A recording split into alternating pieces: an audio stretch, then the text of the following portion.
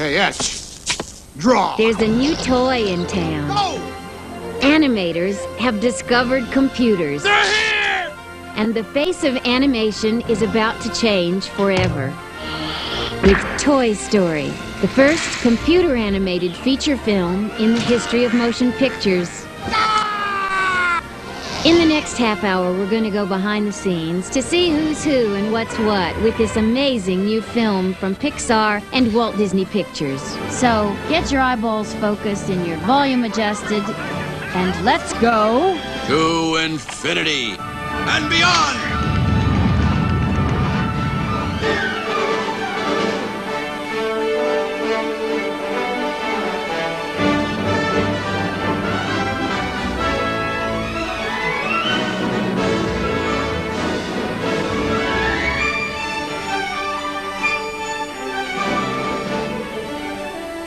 When people aren't around, toys come to life.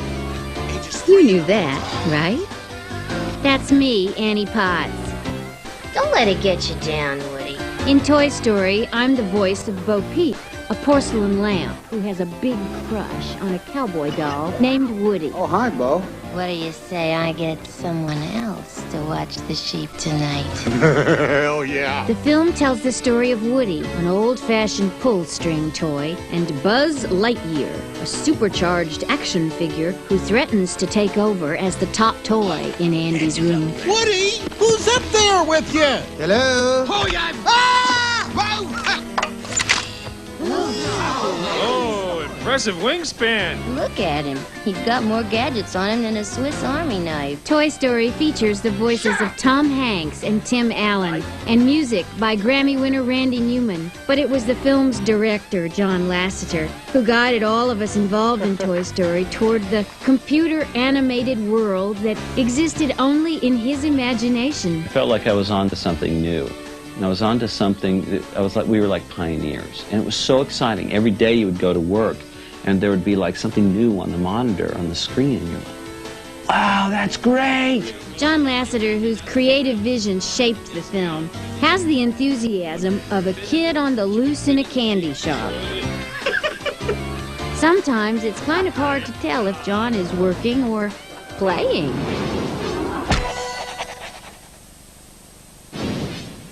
Any similarities between Andy's room, which is the home to all the toys in Toy Story, and John Lasseter's office are more than just a coincidence. See for yourself. These are like some of my favorite toys. I've had these for a while. Now, these guys are amazing. They're like little robot things. And one of the things I like about them the most is they have a sense of personality to them. This is not only an Etch-a-Sketch, but it's my Etch-a-Sketch as a little boy. Now, if you look closely, see right there what it says? Johnny. It's mine. That was mine. It looks as though I've been accepted into your culture. Your chief, Andy, inscribed his name on me. Wow, with permanent ink, too. Well, I must get back to repairing my ship. Every animator in his heart is a toy nut. Every animator is a child at heart. I mean, I think you have to be in this medium. And so you walk around Pixar, you walk around Disney for that matter, and it's like every desk practically is filled with toys. Tuesday night's plastic corrosion awareness meeting was, I think, a big success. And Woody, which is Andy's favorite toy when the movie starts, was kind of based on a toy that I had when I was a little kid. This is my Casper from when I was a little boy. This is probably 37 years old. And see, he has a pull string. See, that's "Can I Stay With You?" It's like a parent understanding their child's, words.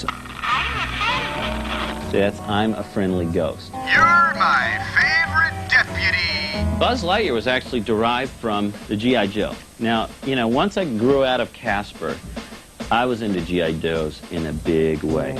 And so we thought, as an action figure, we'd update him and stuff. But Buzz Lightyear's about the same size as G.I. Joe. Buzz Lightyear to Star Command. Come in, Star Command. Star Command, come in. Do you read me? Why don't they answer? So the whole thing with Buzz Lightyear, of course, is he doesn't know he's a toy.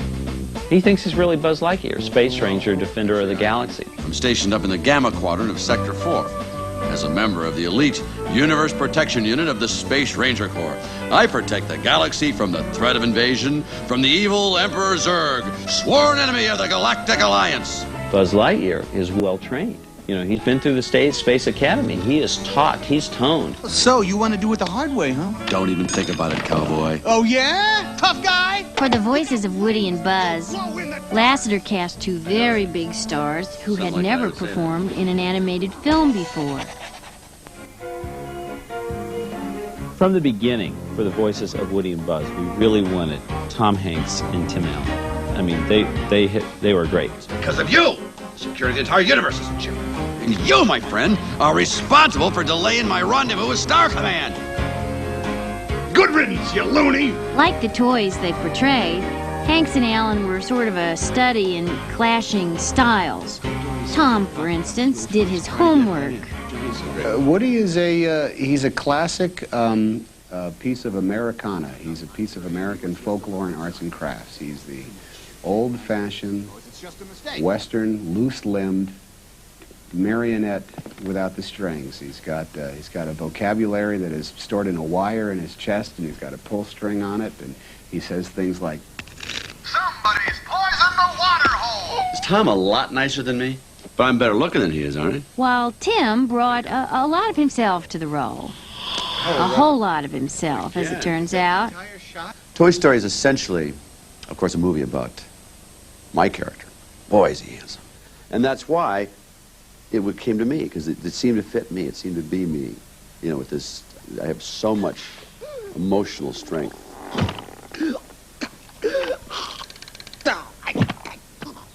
It's always me, me, me, me. That's what drives me, is me. Over the 2 years it took to record the voices, definite opinions were formed. And those opinions were... Come on! Definitely divided. Buzz is a twit. Now you're an action figure! Woody is a arrogant, thin, ugly, misshapen toy. You are a sad, strange little man. maybe it's just he's been breathing that purified air behind his space helmet for a little too long, or maybe just he's like inhaled a few too many ions from his propulsive drive rocket thruster booster thing. You're mocking me, aren't you? Oh, no. Buzz, look, an alien! Where?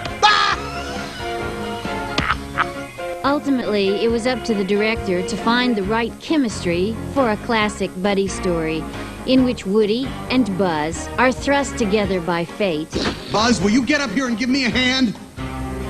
and then have to work out their differences to survive. I made it!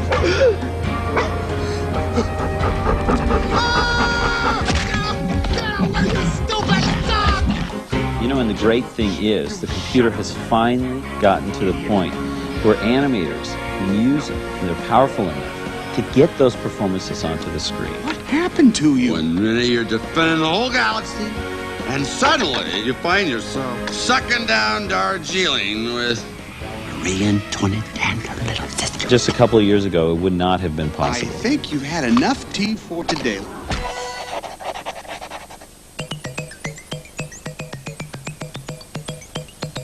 In the 1960s, computer art was as crude as the computers that were used to create it. My name is Ralph.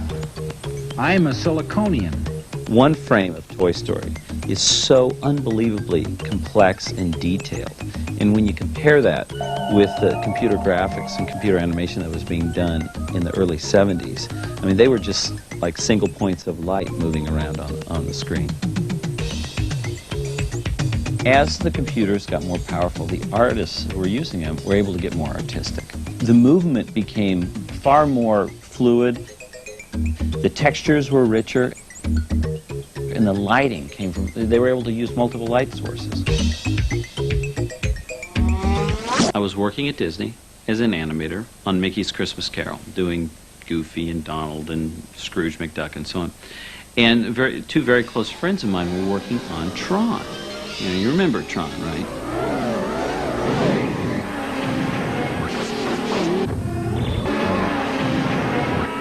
The moment I saw it, it was like a little door in my head opened up, and it was like, this is the future. This is amazing.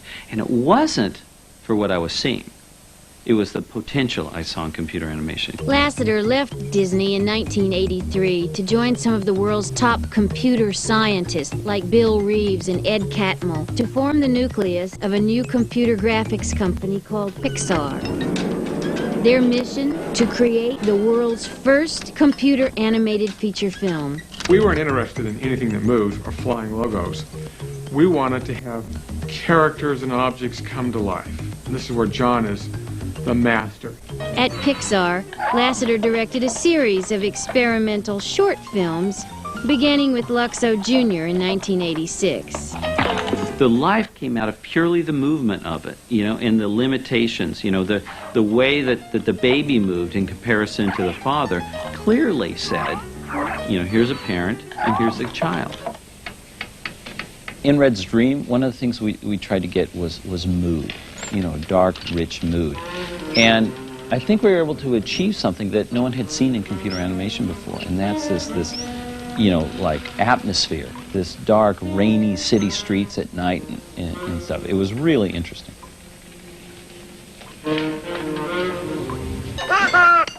In 1988, Tin Toy won the Academy Award as Best Animated Short. John Lasseter's unique point of view was coming more into focus all the time. Turns out, John sees the world through the eyes of a toy. In Tin Toy, I first started developing this notion of a juxtaposition with the audience. It's where you can show them something that they are so familiar with. And then all of a sudden you make them look at it from a different point of view. Tin Toy was followed by another experimental film called Knick Knack, and a series of very lively television commercials. With every project, Pixar was pushing the possibilities of computer animation. This did not go unnoticed back at the studio that Walt built.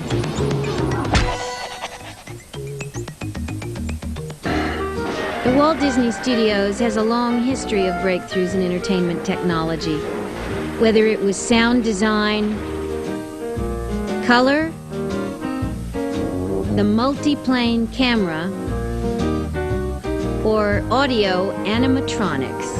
Where would Pirates of the Caribbean be without them? Walt didn't miss a trick. Led by Walt's nephew, Disney Vice Chairman Roy Disney, and feature animation president Peter Schneider, the studio has continued to explore animation technology in films like Who Framed Roger Rabbit, Beauty and the Beast,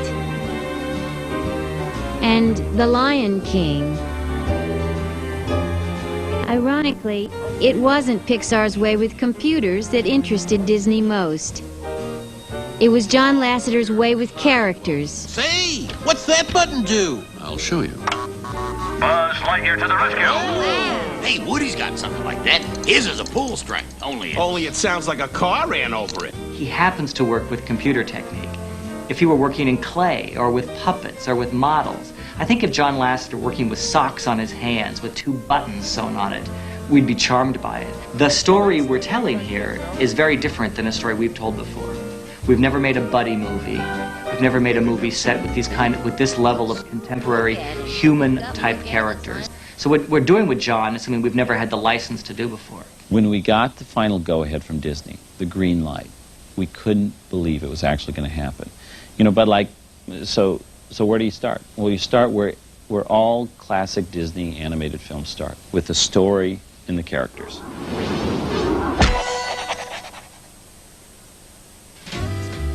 It's always a challenge anytime you try to be the first to do something.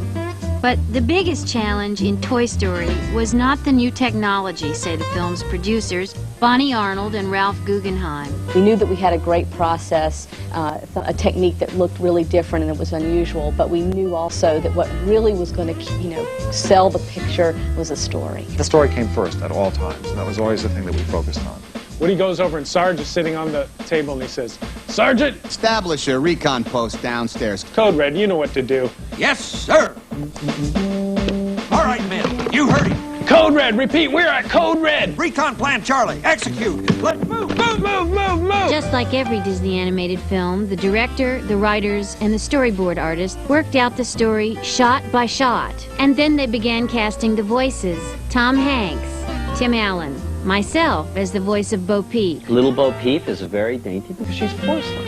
You know, she's going to break. She just moves very daintily. I know Andy's excited about Buzz, but you know he'll always have a special place for you. Because we record the voices separately, we rely a lot on the director to set the scene for us. I play Bo Peep as a sort of a Betty Boopish, Mae Westy kind of a girl. I'm just a couple of blocks away. Wally Shawn plays Rex the dinosaur. Whoa! He plays it perfectly as this neurotic, insecure wreck. What if Andy gets another dinosaur? A mean one. I just don't think I can take that kind of rejection.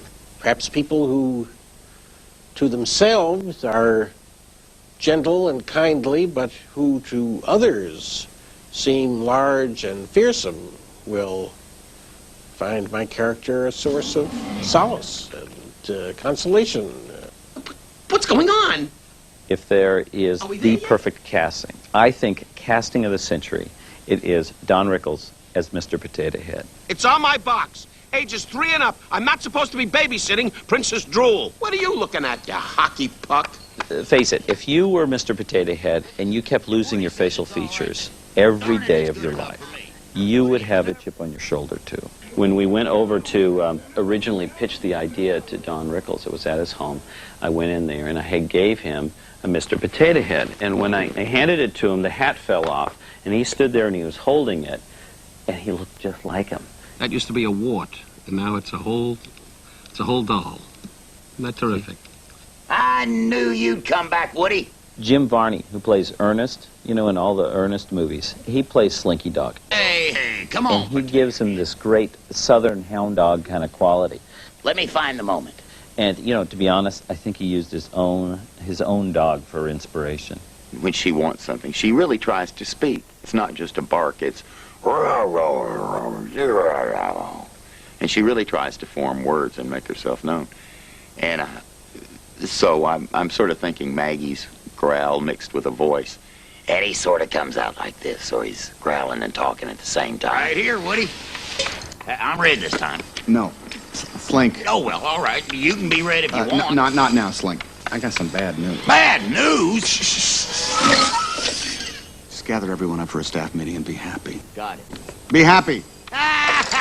Hey, what's going on? This staff meeting? Hey, I didn't get any memo. Imagine that. Nobody even told me about it. Hate to break up the staff meeting, but they're here! John Ratzenberger, who played Cliff the Mailman on Cheers, he plays Ham, this piggy bank. And he's always sitting up on the shelf seeing the whole world. So he's really kind of a Mr. Know-It-All. And John was just hilarious at it. Yes, sir. We're next month's garage sale fodder for sure. Any dinosaur-shaped ones? Oh, for crying out loud. They're all in boxes, you idiot. You don't seem too popular over there.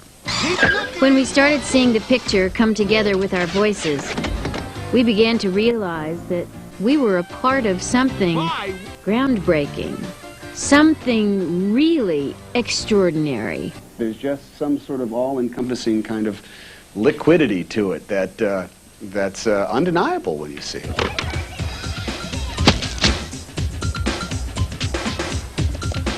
I was quite amazed by it. It doesn't look like anything that I've ever seen. Where are your rebel friends now?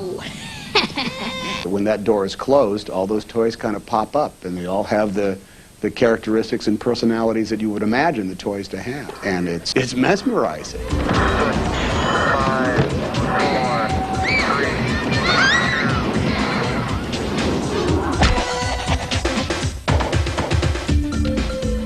One of the things that makes Toy Story so unique is the collaboration between traditionally trained artists and animators and these amazing computer geniuses.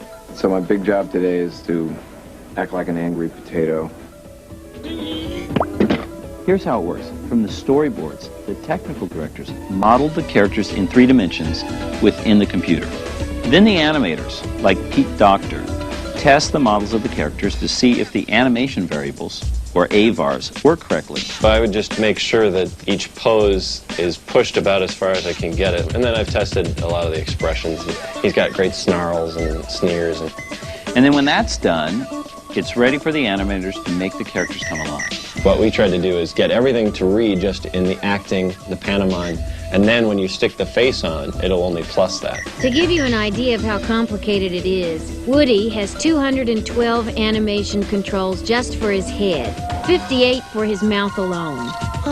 While all this is going on, Ralph Eggleston and his amazing staff designed all the sets in the film. I mean, we're talking about the neighborhood, the street, the trees, the leaves on the trees, the houses, the bedrooms, the beds, the furniture, all the way down to the little dust balls in the corner. Hey, guys! Guys! Hey! Son of a building block! It's Woody! One of the things we tried to do with this film was to remove it from its computer look. You know, the thing that a computer does easiest is straight lines, and we have our share of straight lines because this is a film with a lot of architecture. But we tried to soften it by rounding the corners slightly here and there, and using a lot of specialized lighting, a lot of bounce light, and a lot of very, very careful lighting. A really great lighting crew on this film.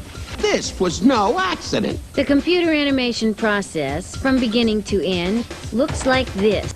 All right, that's enough. Look, we're all very impressed with Andy's new toy. Toy? T-O-Y. Toy. Excuse me, I think the word you're With the animation stored in the computer's memory, it was time to add one more vital element to the film. Getting kind of tense, aren't you?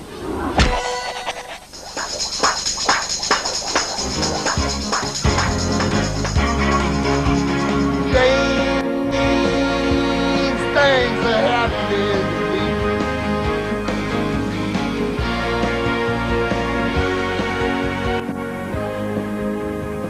Look at the blood on this chart. I slaved weeks over it.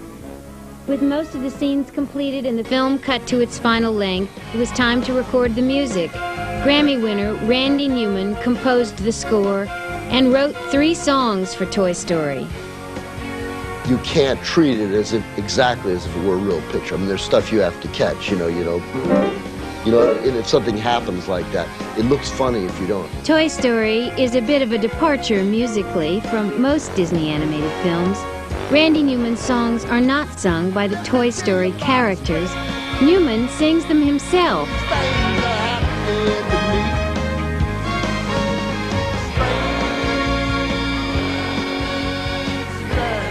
In the song Strange Things, Newman sings about how Woody's world unravels after Buzz arrives on the scene.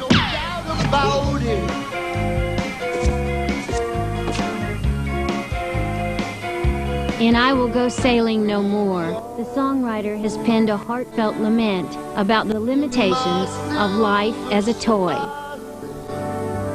Dream it ended too soon. Now I know exactly who I am and what I'm here for.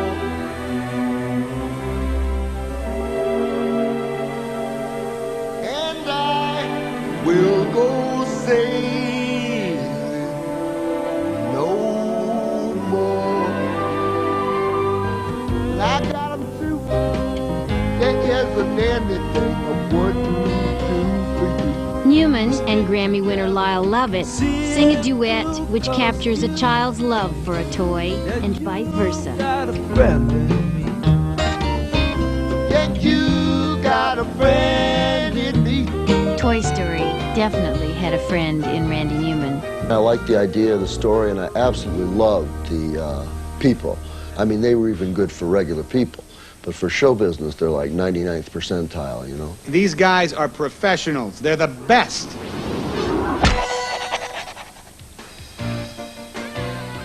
As the day of the Toy Story release drew near, the film went through the final days of post-production. Scenes were rechecked for final color and lighting, and then sent back to the lab. Actors were called back one final time for as little as one line. Wow! And the soundtrack got mixed with meticulous attention to detail. I can't see a thumb. We are in the last 2 weeks of production here, and we're doing the final mix here at Skywalker Ranch. This is where you take the music Randy Newman has done, the sound effects Gary Reitzman has done, and the dialogue, and I'll balance it so that the sound is exactly what you will hear in the theater. Oh yes, one minor note here. Andy's birthday party has been moved to today. What do you mean the party's today? His birthday's not till next week. What's going on down there? In 1982, John Lasseter saw his future. Inspired by the possibilities of computer animation, he set out on a 13-year journey. With Toy Story, he has arrived, and with him a generation of artists who use computers to imagine new stories and new worlds to set them in. The last 4 years of this production, the thing I feel the most satisfaction out of is the working with the people on the production.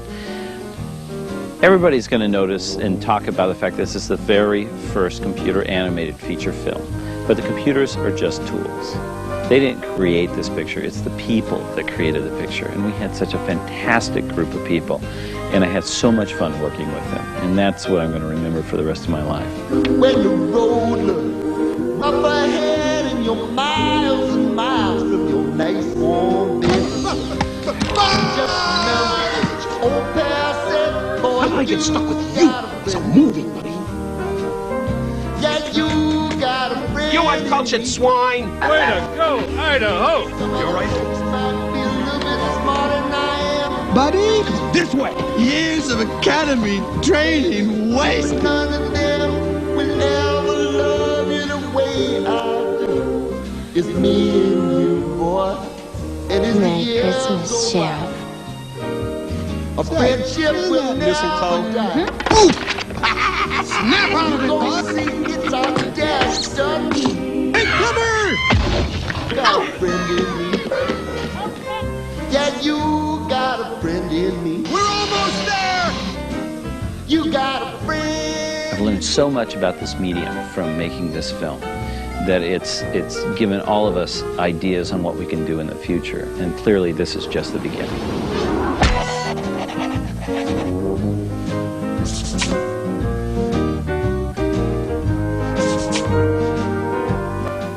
Our great Disney Channel preview weekend, your chance to sample the variety of programming that Disney Channel offers everyone in your family, continues tomorrow when there's a chance to see a rock legend in action. Seen as never before, it's Bruce Springsteen in Blood Brothers. Part 1 is tomorrow and Part 2 on Sunday at 9 o'clock, only here on the Disney Channel.